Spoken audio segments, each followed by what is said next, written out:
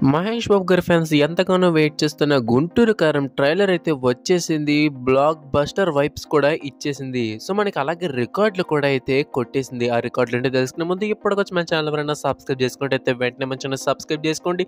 ఇంకేం లేట్ చేయకుండా టాపిక్‌లకి వెళ్ళిపోదాం. ట్రైలర్ ఫస్ట్ మనకి 5 గంటలకన్నారు. తర్వాత 8కన్నారు. ఫైనల్‌గా 9 గంటల 9 నిమిషాలకైతే రిలీజ్ చేశారు. ట్రైలర్ రిలీజ్ చేయడంలో డిలే ఉండొచ్చు. కానీ రికార్డ్ కొట్టడంలో ఎలాంటి డిలే కూడా లేదు. మనకి 'గుంటూరు కారం' ట్రైలర్ 24 గంటల్లో హైయెస్ట్ వ్యూస్ తెచ్చుకొని నేషనల్ రికార్డ్ అయితే కొట్టింది. With 30 million views.